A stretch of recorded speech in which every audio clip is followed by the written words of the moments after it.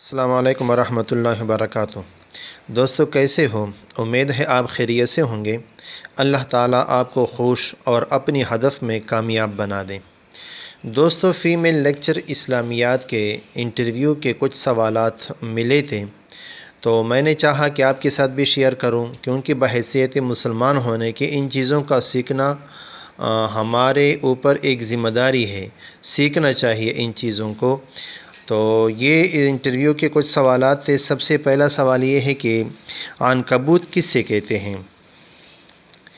عنکبوت یہ ایک اسم ہے، مؤنث استعمال ہوتا ہے، اور عنکبوت سے مراد ایک ہشت پایا جانور جو باریک جالا بن کر اپنا شکار پانستا ہے۔ اس کو ہم مکڑی بھی کہتے ہیں۔ تقریباً اس کی 8 پاؤں میرے خیال میں ہوتے ہیں۔ ایک چھوٹے سا حشرات الارض سے ان کا شمار ہوتا ہے، تو ان کو عنکبوت کہتے ہیں۔ اچھا، دوسرا سوال یہ ہے کہ سورۃ عنکبوت میں کس کی مثال بیان کی گئی ہے؟ اصل میں یہ قرآن مجید میں ایک سورت اللہ تعالیٰ نے نازل فرمایا ہے، اور ان سورت کا نام بھی عنکبوت رکھا گیا ہے۔ تو وہاں ایک مثال دی گئی ہے، تو مثال کس چیز کے ساتھ دی گئی ہے وہ سوال ہے۔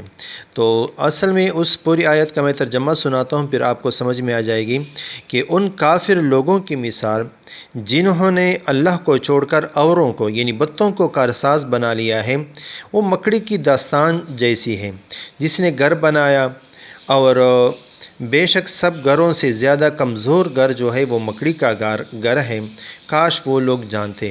اصل میں یہ آیت نمبر 41 ہے سورۃ عنکبوت میں، اور وہاں جو مکڑی کے جالے کے ساتھ مثال دی گئی ہے کہ وہ بہت کمزور ہوتا ہے، تو یہ مثال بیان ہو چکی ہے۔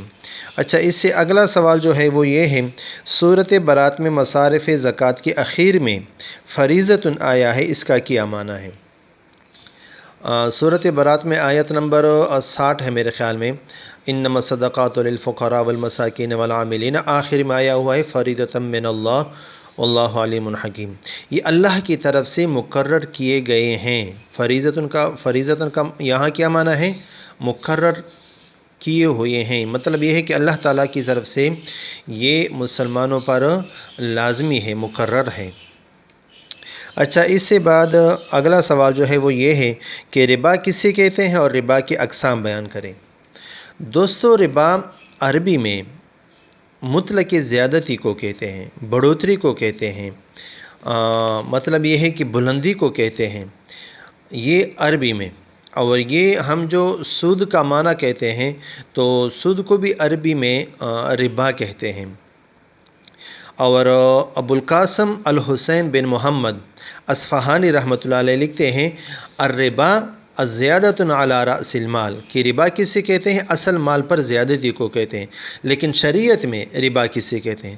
شریعت میں ربا کہتے ہیں کہ وہ زیادتی جو مشروط ہو، یعنی متعاقدین کے درمیان ایک شرط ہو کہ میں 1,00,000 روپے آپ کو دوں گا، آپ اگلے سال مجھے 1,10,000 روپے دو گے، تو اس کو سود کہا جاتا ہے۔ مطلق زیادتی کو پھر سود نہیں کہتے۔ اچھا، اس سے جو دوسرا جز ہے ربا کے اقسام، تو ربا کی 2 اقسام ہیں، ایک کو ربا الفضل کہا جاتا ہے، اور ایک کو ربا النسیہ کہا جاتا ہے۔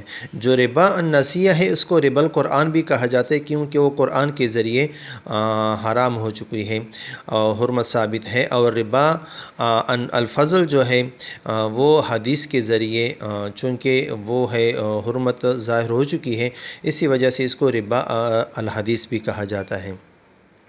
اچھا، اس سے اگلا سوال جو ہے وہ یہ ہے، صراط الذین انعمت علیہم میں کن لوگوں کا ذکر ہے؟ دوسری آیت میں بھی آیا ہوا ہے، تفصیل سے بیان کریں۔ مطلب یہ ہے کہ اشارہ بھی دیا گیا ہے جواب کے ساتھ کہ دوسری آیت میں آیا ہوا ہے یہ بات کہ صراط الذین انعمت علیہم، کہ ان لوگوں کا راستہ جن پر اللہ تعالیٰ نے انعام کیا ہے، تو یہ کون سے لوگ مراد ہیں؟ تو ایک دوسری جگہ پہ اللہ تعالیٰ نے سورۃ النساء میں آیت نمبر 69 میں اللہ تعالیٰ ذکر فرماتا ہے کہ اعوذ باللہ من الشیطان الرجیم، وَمَن يُطِعِ اللَّهَ وَالرَّسُولَ فَأُولَٰئِكَ مَعَ الَّذِينَ أَنْعَمَ اللَّهُ عَلَيْهِم مِّنَ النَّبِيِّينَ وَالصِّدِّيقِينَ وَالشُّهَدَاءِ وَالصَّالِحِينَ فَأُولَٰئِكَ وَحَسُنَ أُولَٰئِكَ رَفِيقًا۔ اللہ تعالیٰ فرماتے ہیں کہ انعام جو اللہ تعالیٰ نے کیا ہے تو وہ کون سے لوگ ہیں؟ نبیین ہیں، شہداء ہے، صدیقین اور صلحاء، یہ جو میں نے بیان کی آیات میں جو آئے ہوئے ہیں۔ سورۃ النساء آیت نمبر 69 میں پوری تفصیل ہے۔ اچھا، اس سے اگلا سوال جو ہے وہ کیا ہے؟ وہ یہ ہے انفاق کا کیا معنی ہے؟ انفاق کا معنی ہے خرچ کرنا، خیر کے کاموں میں اپنا مال خرچ کرنا انفاق کہا جاتا ہے۔ اس سے اگلا سوال، غزوہ تبوک میں کون کون سے اہم کام پیش آئے تھے؟ غزوہ تبوک یہ ہمارے عقائے نامدار تاجدار مدینہ محمد مجتبی احمد مصطفیٰ صلی اللہ علیہ وآلہ وسلم کا سب سے آخری غزوہ ہے، اور تقریباً 9 ہجری میں پیش آیا تھا۔ شعبان اور رجب کا مہینہ تھا، اور اسی غزوہ میں بہت سخت تنگی تھی، قحط کا سال تھا، گرمی کا موسم تھا۔ تو سب سے اہم واقعہ جو پیش آیا، جب حضور صلی اللہ علیہ وسلم نے صحابہ کرام کو جانے کا حکم دیا تو منافقین نے تو انکار کر دیا، لیکن اس کے ساتھ جو بعض مسلمان تھے انہوں نے یہ چاہا کہ ہم جائیں گے، کل جائیں گے، پھر انشاءاللہ پہنچ جائیں گے، یا اس طرح جو ان کے ذہن میں تھا، تو اسی وجہ سے کچھ صحابہ کرام رہ گئے، اور اسی پر پھر اللہ تعالیٰ کی طرف سے اور ہمارے حضور صلی اللہ علیہ وسلم بھی خفا ہو گئے۔ بہرحال پوری تفصیل ہے، تقریباً یہ پھر لمبی ہو جاتی ہے بات، لیکن سب سے اہم کام یہ پیش آیا تھا۔ دوسری بات یہ ہے کہ اسی موقع پر حضرت علی رضی اللہ تعالیٰ عنہ کو حضور صلی اللہ علیہ وسلم نے اپنا جانشین مقرر کیا تھا۔ اور ایک بات یہ بھی ہے کہ غزوہ تبوک کے موقع کے واپسی پر حضور صلی اللہ علیہ وسلم نے مسجد زرار جو منافقین نے بنایا تھا ان کی گرانے کا حکم بھی دیا تھا۔ اس سے اگلا سوال جو ہے وہ ہے امر حاضر کا گردان بیان کریں۔ امر حاضر جو ہے وہ ایک پچھلی ویڈیو میں بھی میں نے بیان کیا ہے، پوچھا گیا ہے۔ مطلب یہ ہے کہ اکثر ضرب سے بنایا جاتا ہے گردان، تو اضرب، اضربا، اضربو، اضربی، اضربا، اضربنا، تقریباً 6 صیغے بنتے ہیں، تو یہ امر حاضر کی گردان ہے۔ اچھا، اس سے اگلا سوال جو ہے وہ کیا ہے اہل کتاب اور بنی اسرائیل میں فرق بیان کریں۔ اہل کتاب جو ہے جن کو آسمانی کتب ملے ہوں اس کو اہل کتاب کہا جاتا ہے، یعنی جو سماوی مذاہب والے لوگ ہیں ان کو اہل کتاب کہا جاتا ہے۔